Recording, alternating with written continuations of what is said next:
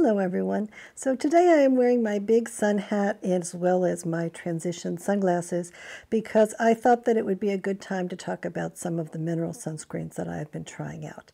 So I have been seeking out mineral sunscreens that don't include any sneaky sunscreen boosters or other kinds of chemical sunscreens, and I have now collected a whole bunch of those. So what I have been thinking is that I would go through these sunscreens one at a time and try each one out and then do a short video on each sunscreen that I do try out and let you know what I think of it. And then later on in the summer, I'm thinking that I'll do another video that compares the ones that I like the most to one another to let you know which ones might be the best for you. So the first one that I wanted to try out is from a brand new company that is called Lion.Pose, and the name of this sunscreen is Ghost Buster, and this is available on the Sephora website. And I have been kind of surprised because I've actually kind of liked this sunscreen and it has worked well for me. And so I thought that this would be a good one to start out with in terms of this video series. And then the other thing that I thought that I would do in this video is to talk about the sunscreens that Angie Hot Flashy talked about in her recent video. So she is a YouTuber, and every year she tries a whole bunch of different mineral sunscreens, and then she does a video where she shows herself putting them on and she lets us know what she thinks of them. And although she is definitely seems to be concerned about the issue of sunscreen boosters, and she has talked about that in some of her previous videos, most of the ones that she tried on this year actually did have the sunscreen boosters in them, either butyl salicylate or others. But there were several of them that she tried out in that video that did not have those sunscreen boosters in them, and so I thought that what we would do is talk about those particular sunscreens and to think about which ones might have the most potential for us to try on. But Angie did not talk about this Ghost Buster Lion.Pose sunscreen, and I do think that this one has a lot of potential, but it's brand new, so really it has been totally overlooked so far, so I am looking forward to talking about that one in this video. So first, a little bit of information about me. I'm 59 years old, and I have dry and very sensitive skin, and I have found that there are certain ingredients that always do seem to irritate my skin, and that those are ingredients that seem to be irritating for many other people as well. And included in that are the sunscreen boosters such as butyl salicylate, tridecyl salicylate, and ethyl ferulate. And so in the past, I think that there were very few people that were aware that these were just actually unapproved chemical sunscreens, that they are acting in the same ways that the approved chemical sunscreens act in terms of being absorbed into the body, and also in terms of being problematic for coral reefs, and in terms of actually absorbing sunlight rather than reflecting it as supposedly mineral sunscreens do. So therefore, I am really on a kind of a mission to find some mineral sunscreens that actually are mineral sunscreens and that don't have these sunscreen boosters in them, and that also do work well for me in terms of not irritating my face and in terms of working well for me and not being really unpleasant or really unattractive. And I discussed all of these topics in a lot of depth in one of my previous videos from maybe 2 months ago. So that one is on sunscreen boosters, and so if you are interested in that topic, I suggest taking a look at that video. So what I've been doing since I worked on that video is continuing to put together extensive lists of sunscreens that I think might have potential. So all of the sunscreens on my list that I am considering, these do not include any chemical sunscreens of any kind, and they don't include any of those sunscreen boosters, which are really chemical sunscreens. In addition, they don't include any synthetic fragrance, and they don't include any particularly problematic ingredients such as parabens. And then on these lists, I also am including information on whether these sunscreens include nano titanium dioxide or nano zinc, because a lot of people are interested in that.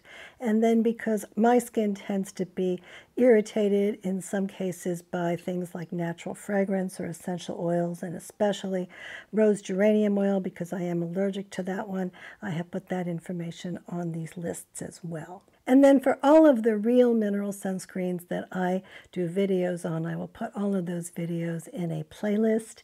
And so you can go back to that playlist and take a look and see which of the sunscreens that you might be interested in that I may have done videos on. And hopefully that list will become fairly extensive over time.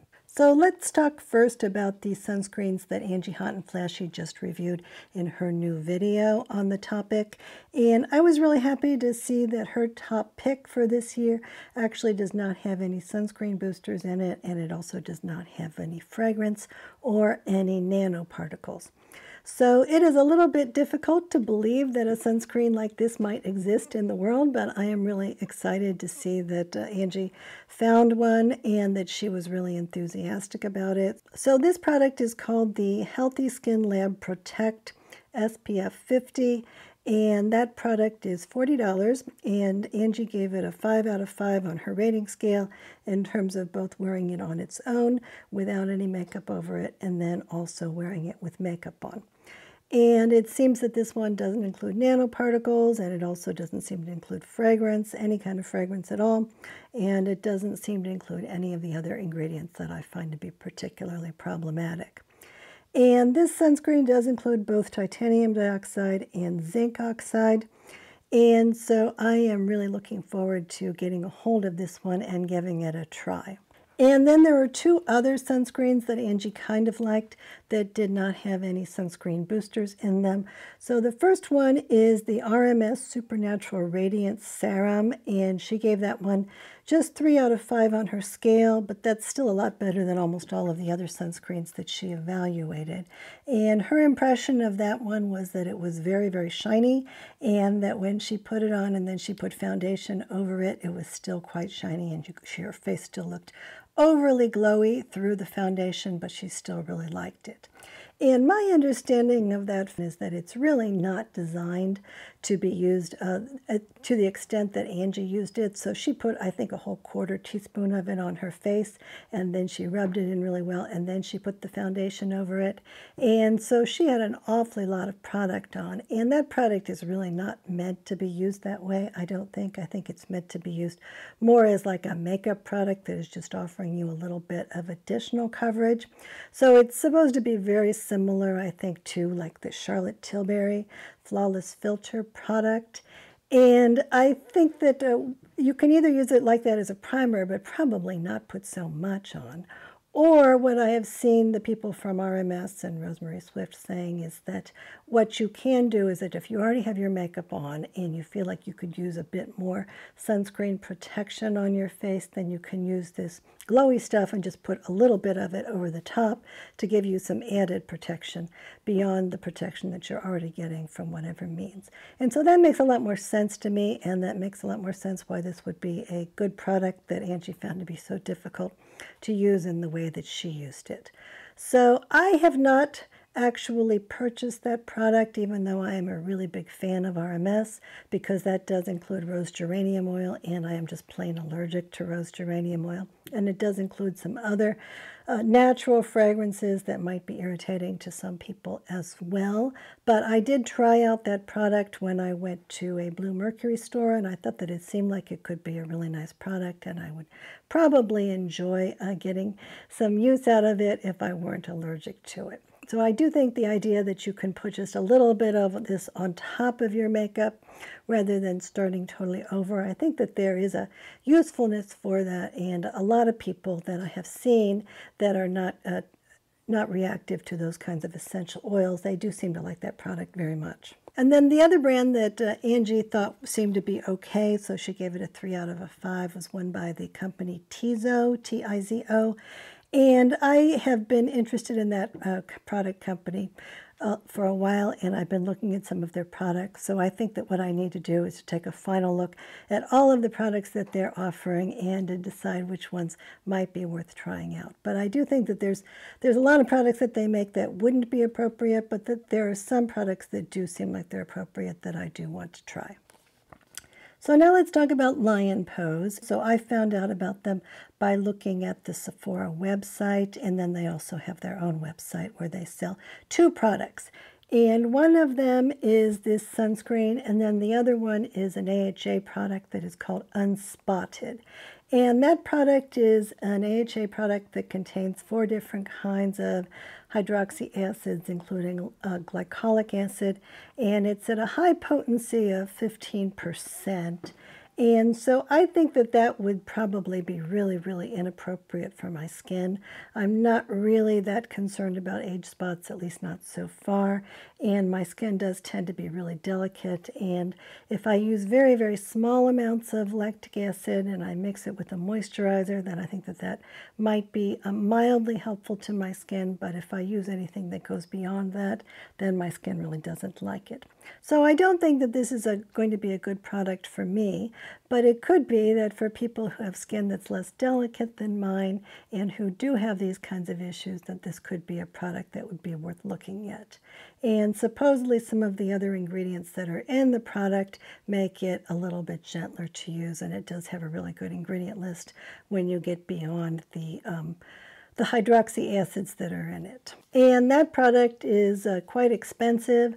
If you are interested in both that one and the sunscreen, then they do have a little sample kit that you could think about buying. And I think it has like 1/3 of an ounce of each of the products, and it's less than $30. So that could be something that would be worth trying if both of these products do seem to be something that you might be interested in. So this company was started by 2 women who had gone to the Harvard Business School, and that's how they knew each other, and then they had worked in various industries for a few years, and then they decided to start this skincare company.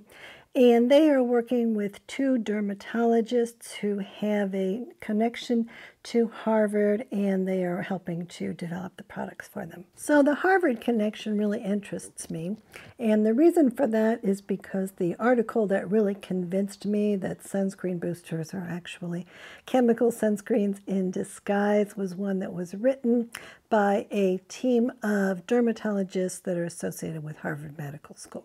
So these are PhD researchers, and they're also MDs. So my feeling was that if these dermatologists that are helping out Lion.Pose are from the Harvard Medical School, that undoubtedly that they're aware of this research, and therefore that this sunscreen might have some potential to it. And so I was originally interested in it just because I was going through the Sephora website and I thought that the ingredient list for this one looked pretty good.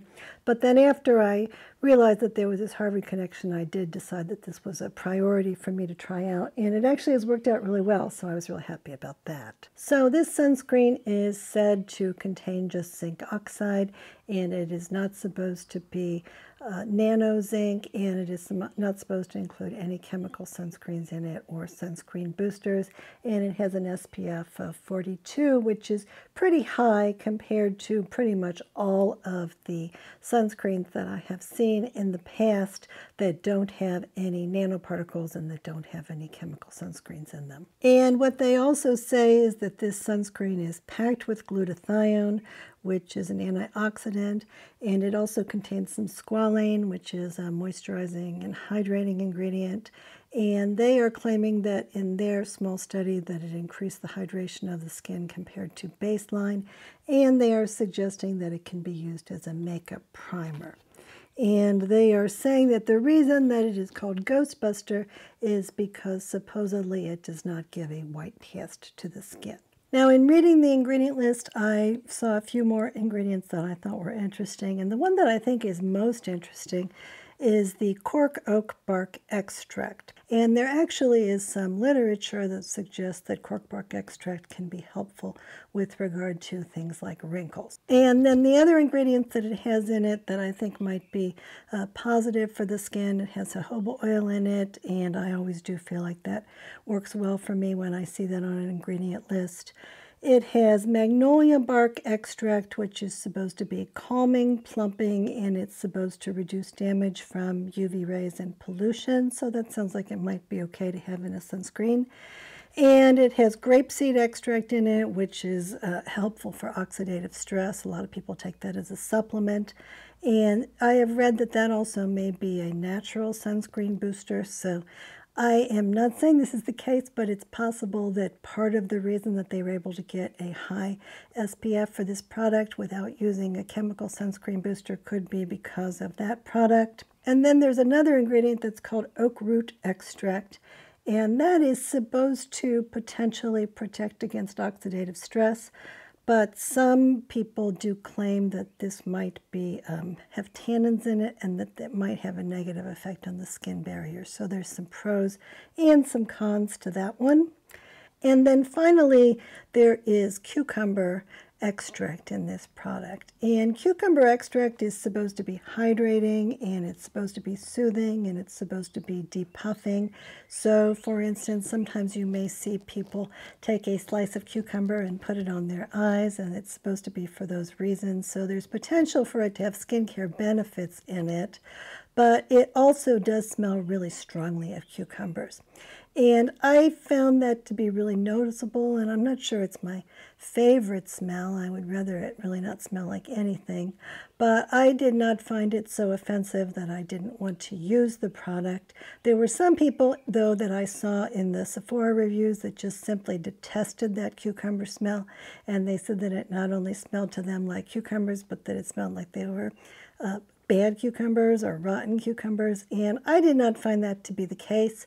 And I'm really not that much of a cucumber fan to begin with, but I think that for most people it seemed not to be a problem, and I didn't personally find that scent to be a problem, and I didn't find it to be irritating. And I have used this product on a number of different occasions, and I have in most cases left it on most of the day, and there was one occasion when I actually did fall asleep with it on, and I slept for most of the night.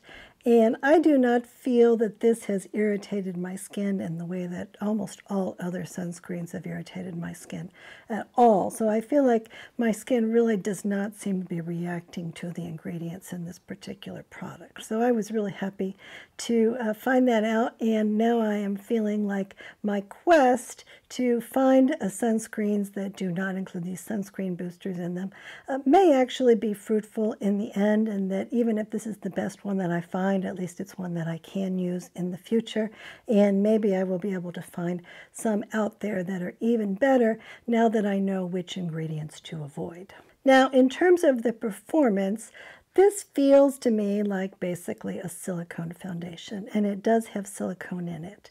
So it sticks to my skin very, very tenaciously, even more so than most of the silicone foundations that I have purchased. It does seem like it must be really waterproof. It really doesn't want to come off unless I really am very determined with regard to putting on cleansing oil, or maybe the pharmacy cleansing balm is enough, but usually I have resorted to using my Lisa Eldridge cleanser, and that one does seem to get off pretty much everything, but it really is a little bit on the expensive side, and it's not always in stock on the Lisa Eldridge website, and I don't know that many people have that one. So if you are used to putting on heavy-duty silicone foundation and you are able to take it off successfully, then my hope would be that you can take this one off too. But it is one that I have had some issues with, and I do think that especially if I wasn't able to get it off, that it would be really problematic in terms of eventually irritating my skin. So my feeling about silicone foundations is that I really don't want to use them on a regular basis at all. I really only use them occasionally. And the reason for that is because I feel that when I use a product like that on my skin, that it creates such a tight layer on my skin that it traps all kinds of stuff underneath it, such as dirt and dead skin cells and bacteria and maybe some fungi and oil, and that's eventually will irritate my skin. So even though I try to be very, very conscientious about taking that stuff off, and I've done a lot of homework to try to find some cleansers that really will take it off, in the end, I think it's better if I only use products like that on an occasional basis rather than on a regular basis. And so I feel like even more so than with many of those silicone foundations, if I tried to use this sunscreen every day, that eventually my skin quality would decline. And that is absolutely what I do not want, because my feeling is that if my skin is irritated, then that is going to be causing all the same kinds of issues that sun exposure would cause. So irritated skin is more likely to not be protected against sun exposures, and in addition, irritated skin has been shown in a lot of literature to also be more likely to age prematurely and to get skin cancer. Now, in terms of the white cast, this is a non-nano sunscreen, but it does not have a white cast. The color of this sunscreen is more like a light beige, and I think that on my skin it really kind of blends in pretty well. It's a little bit on the yellowish side, but it's very faint. I have seen in the Sephora reviews that most people seem to think that it's okay on their skin, but that people that have very, very dark skin are complaining a little bit that it looks a little bit ashy or a little bit like lavender on their skin, and that people that have very, very pale skin may be suggesting that it's looking a little bit yellow on their skin. Now, apparently this product has a form of zinc in it that is fairly new, and it seems to be made by a company called Visor, which is Vizor. And it is it's called Super Zinc. And so what they are saying is that they have a breakthrough in coating technology, and they are saying that this is not a nano product and that it is supposed to be safe for marine wildlife. And then some of the Super Zinc products from this company do contain ethyl ferulate, which is a sunscreen booster that those Harvard researchers looked at in their article and concluded was just a regular old chemical sunscreen that hadn't been labeled yet. And so I was a little bit concerned about that because I was wondering if this Super Zinc might have ethyl ferulate hidden in it, but I wrote to the Lion.Pose people and they said very clearly to me that this does not have that ethyl ferulate in it. So what I will say about this kind of a breakthrough product is that sometimes they really are breakthroughs, and sometimes they have problems that come up later on that we didn't find out about. So therefore, they are saying that it's safe for marine wildlife. They are saying that it is not a nanoparticle product, and they are saying that it doesn't have chemical sunscreens in it. But this would not be the first time that people said things like that, and then it turned out that they had really problematic effects to them. So I am interested enough in this product to have tried it out, and I am really happy that it didn't irritate my skin, and that does kind of make me believe what they are saying, because all of the chemical sunscreens that I've tried so far have irritated my skin. But I think that I would like to see more research into this product before I absolutely believe any of it at this point. So a little bit more information about my experiences with this product. I did not find it to be greasy. I found that it did rub into my skin fairly quickly. Now, I was using a pretty large amount of it, so people tend to say that you should be using a 1/4 teaspoon of this just on your face, so I did try using that much of it just to see what it was like, and I found that even with that amount, it did rub into my skin to a pretty large extent, and that when I had it on, it emphasized my wrinkles a little bit, and I certainly would not say that my skin looked as good as it did when I wasn't wearing it, but it was not so bad that I would be unwilling to wear it if I needed the protection from the sun. And I have not tried this too much under makeup yet. I think that what I will do is to try on some of these products without makeup and see if I can at least get some that are in the contenders, and then later on that I will take the ones that I think are the best and I will compare them, and I will try to do some kind of a consistent makeup look or a few makeup looks to see how they do perform with makeup in comparison to one another. So one thing that the people did complain about with regard to this sunscreen in terms of the reviews is that I did see a few people say that they thought there was pilling, and I'm not sure what exactly they meant by that, if they were using it with a particular kind of makeup or a particular kind of moisturizer.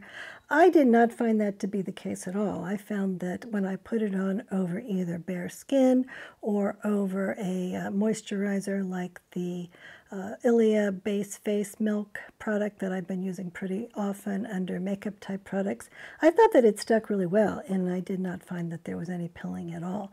So my guess is that there are certain kinds of products that it does pill with, and I think it would be good to figure out what kinds of products might not work well with sunscreens in general, and that might be avoided when using sunscreens. But we can do those kinds of comparisons later on in the summer after I've found hopefully a few more other sunscreens that do have some potential. Now, one thing that I have not talked about at all so far in any of my videos has to do with the amount of sunscreen that you're supposed to put on the face. But when I was testing this one out, this was something that I did start thinking about, so I did do a lot of reading of the literature with regard to that. So the way that sunscreens are tested is that a certain amount of the product is put on people's skin, and then they are exposed to the sun, and then they look at how long it takes the part that doesn't have sunscreen on to burn compared to the part that does have sunscreen on. And so if the sunscreen level is SPF 15, then that means it takes 15 times as long for the unsunscreened part to burn as the part that has the sunscreen on it. And the way that they decide how much sunscreen to put on the skin is that they are putting on 2 milligrams per square centimeters of skin. And then what they are apparently saying is that for a man who is in the 95th percentile in terms of the skin surface on his face, that this would be about a 1/4 teaspoon of sunscreen. So when I heard that, then it started to make a little bit more sense why a 1/4 teaspoon of sunscreen when I'm putting it on my face seemed like such an unbelievably large amount, because I do have a very small face and a small head, even for a woman, and I think compared to a man with a really large face, I would not be surprised if there was a whole lot larger amount of skin surface for that kind of person than for my little tiny face. And so that makes me feel like, you really want to use as much sunscreen as you can, and I want to explain to you why that is. But it does seem like the amount that they're suggesting that people put on their face is a really kind of a large amount for a face that is my size. So one thing that I really wondered about was how they came up with this rule of 2 milligrams per square centimeter, or how they came up with the 1/4 teaspoon. And so I took a look at some of the literature to see how much the sunscreen protectiveness would go down if you used less of it, or how much it would go up if you used more of it. And a number of the articles suggested that there was an exponential relationship. So let me give you an example of that. If you have an SPF 30 sunscreen and you apply the 2 milligrams per square centimeter, then you're going to be getting a SPF 30. But if you use half of that, then you have to take the square root of 30, and so you are getting an SPF that is less than 6. And if you use only 1/4 of that, then you have to take the 4th root, and you're getting an SPF that is only 2. And then one article, and I found this to be really crazy, they said that if you use twice as much of it, so if you use, say, a 1/2 teaspoon instead of a 1/4 teaspoon, then they are saying that that results in an almost squared SPF. So to my understanding, then that would mean that the square of 30 would be almost 900, and that it would be the equivalent of almost 900 SPF, so you could be out in the sun 900 times without getting burned. Now, how could that possibly be? That sounds to be kind of on the crazy side to me, but it does seem to be the case that it is much more important in terms of whether or not you're going to get burned in terms of how much of the sunscreen you put on compared to what the SPF level is. So if you look at the SPF 15 sunscreen, if you're using it at the level that you're supposed to be using it, then you're getting supposedly half as much. But if you're using hardly any of it, then it doesn't really make that much difference. And if you're using, twice as much of it, then it also seems not to make that much difference. So what would the takeaway here be? I think that in a lot of cases, the way that they came up with these numbers is they said, well, how much can we recommend that people will actually have some potential of using? Because if we recommend that they put on too much of it, then they'll never do it. And if we recommend that they put on too little of it, then they might do it, but it's not going to do them much good. And so the amount that they chose is kind of like on the border between, it might be helpful to you, but it may be really, really annoying as well. So I think one obvious takeaway here is related to what some dermatologists often say, which is the best sunscreen is the one that you will use. But it's not just that, it's also the best sunscreen is one that you are willing to use in a really high quantity. And that is something that most people are not doing at all. So apparently there is only a very, very low percentage of the population that is using sunscreens in those amounts that are recommended, and that almost everyone, when they use sunscreen, are using much, much less than they would need to use in order to get the SPF that is on the bottle.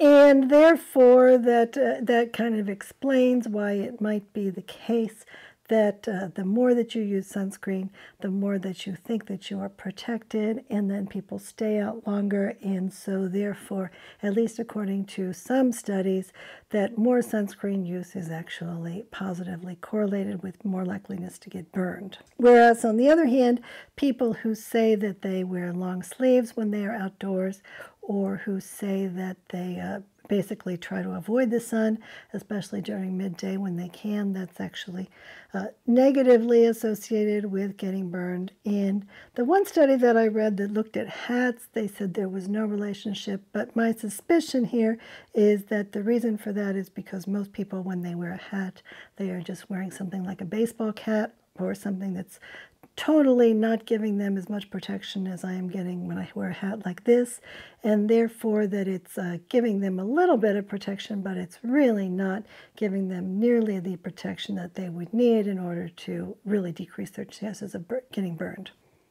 So what I kind of feel like here is that, yes, I think we do want to have as many tools in our arsenal as we can get, and that sunscreen is one of them. And so to the extent that we can find sunscreens that do work for us, meaning those people who have sensitive skin who are being irritated by almost all of the sunscreens that they have tried in the past, that finding sunscreens that do work well, it should be a priority, but I don't think that it's a good idea to rely on that as your only means of sun protection, because really, you need to use an awfully lot of it, and you need to be reapplying it on a regular basis for it to really be doing the job that most people think that it's doing.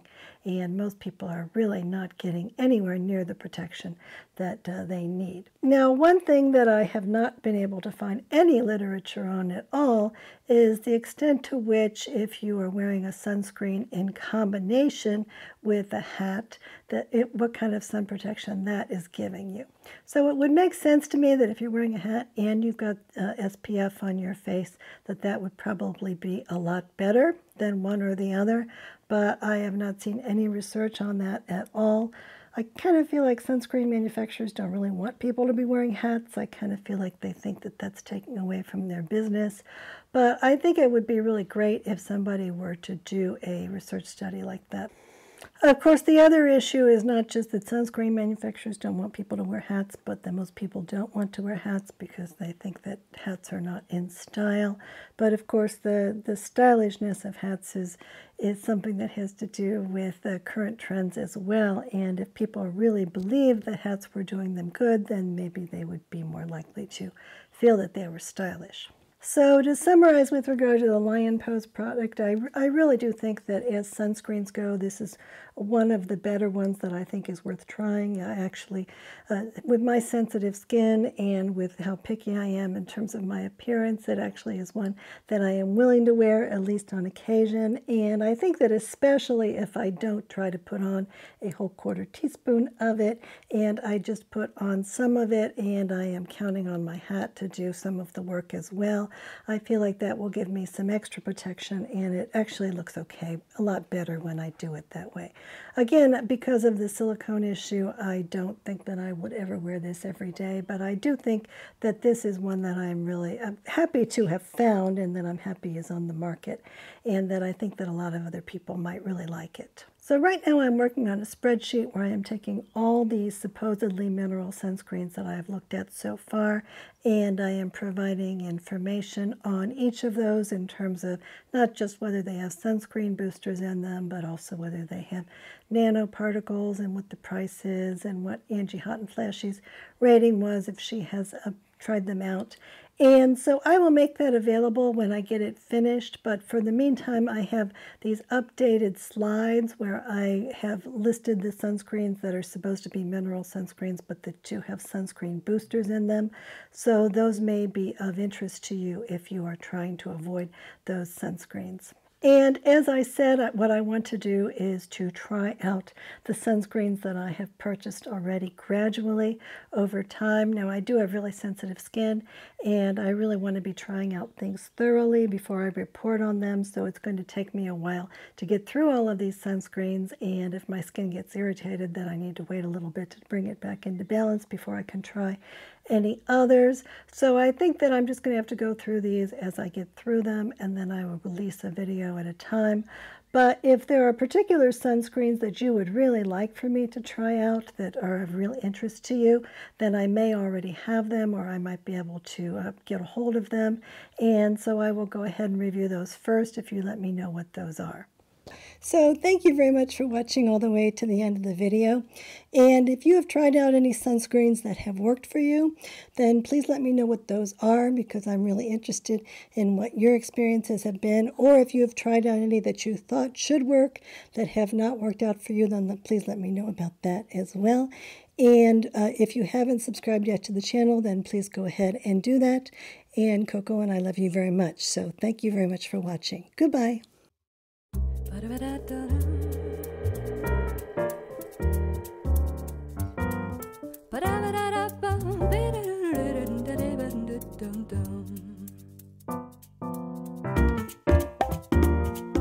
La